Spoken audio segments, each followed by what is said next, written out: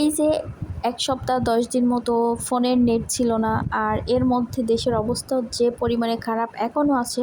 তো এর মধ্যে আমরাও বেশ কষ্টের সময় কাটিয়েছি, কারণ আমার শাশুড়ি মা বেশ অসুস্থ, অনেক অসুস্থ হয়ে পড়েছিল। আমরা ঝিনাইদহ থেকে তাকে যশোর ইবনে সিনা হসপিটালে অ্যাডমিট করি। আর আসলে কি বলবো, হসপিটালে থাকা যে কি কষ্টের, কারণ একটা অসুস্থ পেশেন্টের সঙ্গে থাকতে থাকতে, তাকে দেখতে দেখতে, হসপিটালে থাকতে থাকতে আসলে ভালো একটা সুস্থ মানুষও অসুস্থ হয়ে পড়ে, এটাই। আর কিছু করার নাই, কারণ থাকতেই হতো।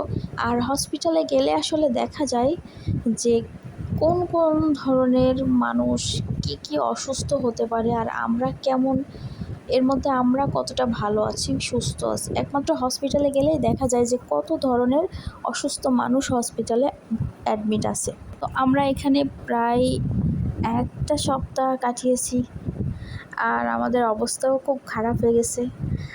আর আমাদের ওয়ার্ডের আমরা আসলে যে টাইমটাতে গেছিলাম সেখানে আমরা কোনো কেবিন পেয়েছিলাম না। তো আমরা যেখানে আসি, এই যে ওয়ার্ডটা, এখানে খুব ভালো ফ্যাসিলিটি, আর মানে কেবিনের মতোই অনেকটা, এই যে দেখতে পাচ্ছেন। এখানে আসলে নার্সগুলো অনেক ভালো ট্রিটমেন্ট দেয়, সবসময়ই দেখাশোনা করে, তাতে রোগী অনেকটাই ভালো হয়ে যায়। আর ডক্টরও অনেক, 3 বারই ডক্টর ডিউটি দেয়। আর যে মেইন ডক্টর যে রোগীটা দেখছে সে একবার আসে, আর অন্যান্য ডক্টর 3 বার এসে দেখে যায়। আর আসলে হসপিটালে থাকতে হলে তো কিছু খাবার খাইতে হবে, তো নিচে আমরা যাচ্ছিলাম খাবার খাওয়ার জন্য। আর আমাদের যেদিন রিলিজ দেয় সেদিন আমি বলেছিলাম সকালে একটু নিচে যাব, তো গিয়ে এই জিলাপিটা টেস্ট করি।